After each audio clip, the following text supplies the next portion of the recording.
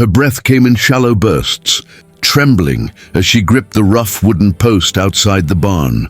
The sunset spilled over the fields in shades of red and gold, wrapping everything in a strange, feverish glow.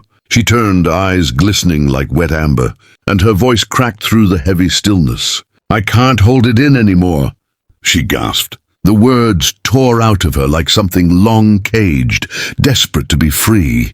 The rancher froze mid-step, a pail swinging loosely from his calloused hand, the echo of her voice sinking into the open air for a heartbeat. All he could hear was the low hum of the prairie wind and the creak of the barn, doors swaying gently behind her. He'd seen her fight through droughts, storms, and loneliness with the stubborn grit only a ranchwoman could possess. But now, watching her chest rise and fall with uneven breaths, he knew this wasn't about the land or work or weariness. It was something deeper, something that had been festering beneath the surface, waiting for the right moment to erupt. "Hold what in?" he asked finally, his tone softer than he meant it to be. His voice, usually as steady as the earth, carried a hint of dread. He took a slow step closer, dust crunching beneath his boots, his shadow falling over her trembling form. Her lips parted, but the words wouldn't come.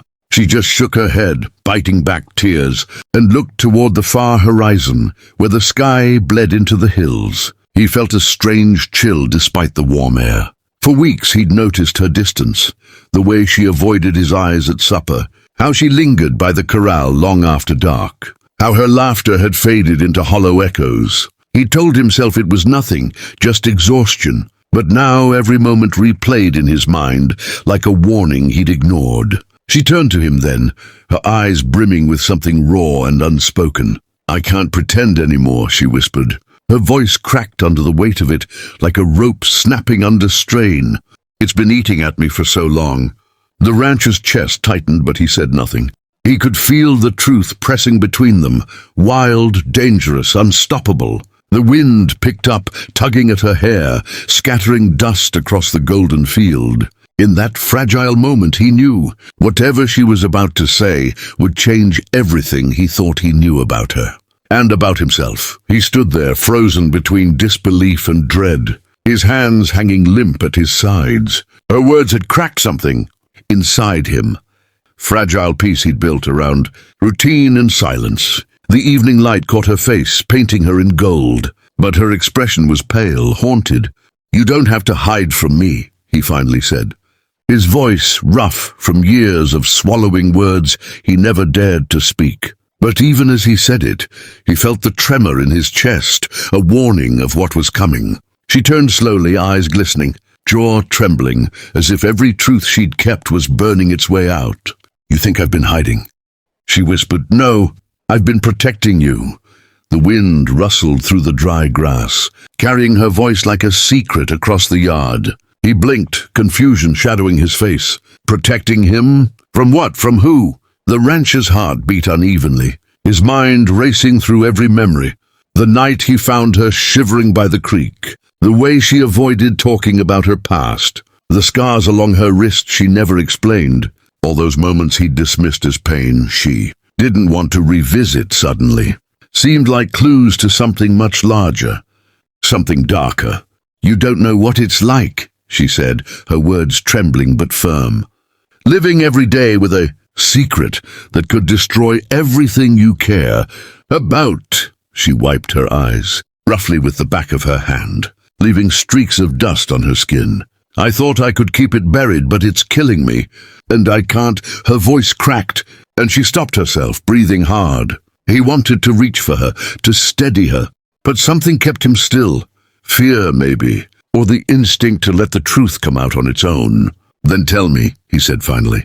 "Whatever it is, I can take it." But his tone betrayed him. It wasn't strength, it was desperation. She stared at him for a long moment, tears threatening to spill. "You think you know who I am," she said quietly.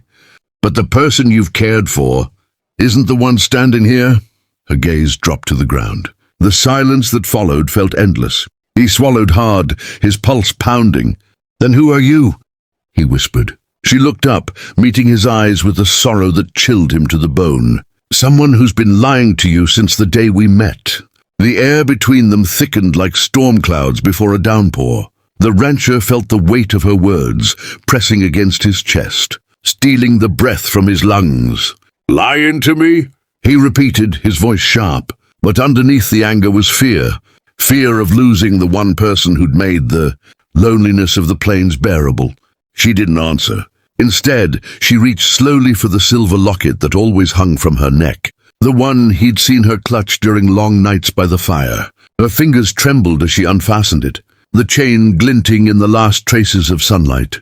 "You deserve to know," she said softly. He hesitated before taking it, his rough hand brushing against hers, warm, shaking, real. When he opened the locket, time seemed to stop. Inside was a small, faded photograph, its edges worn and stained by years of keeping. His heart lurched. It was his brother, smiling, younger, alive. He staggered back, his throat closing. Where did you get this?" he demanded, his voice cracking under disbelief. She didn't meet his gaze. "I told you," she whispered. "I've been protecting you." "Protecting me?" he snapped. "By keeping my brother's picture around your neck like some cursed keepsake. He's been gone for years. We buried an empty box for him." His voice broke into the night, echoing through the ranch yard. The horses in the stable stirred, sensing the tension that electrified the air. Her tears finally fell. "I was there," she said. "That night, when everything went wrong, the border raid, the gunfire, the chaos. I tried to save him, but he was already hit.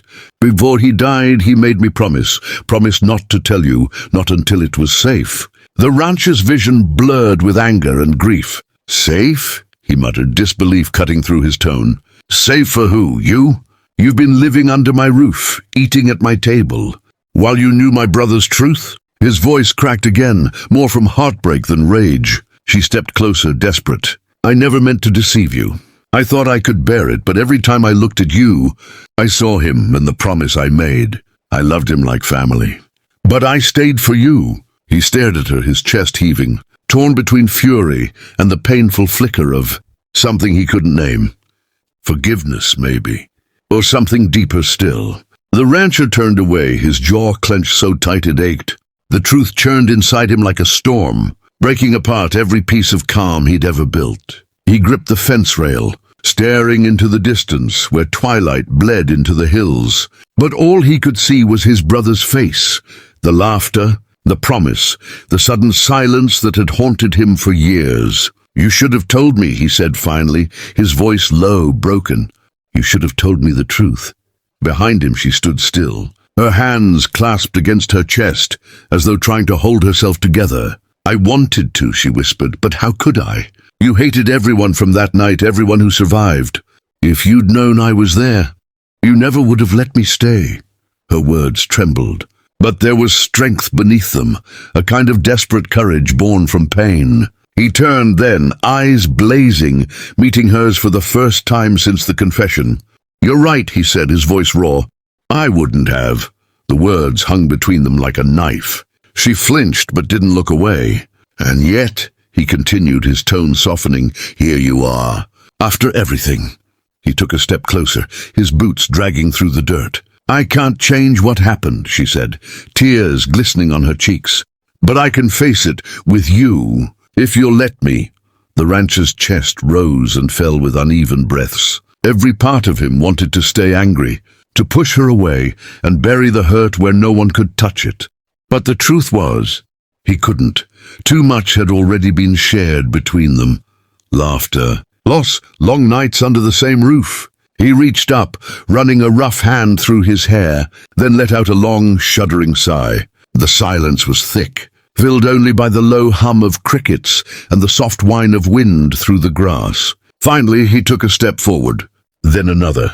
Before she could speak, he did the unthinkable. He reached out and pulled her close. Not out of passion, not yet, but out of something older and deeper, a recognition. Her tears soaked into his shirt, her heartbeat pressed against his. He held her tighter, eyes closed, whispering against her hair, "We start again." And for the first time in years, he meant it.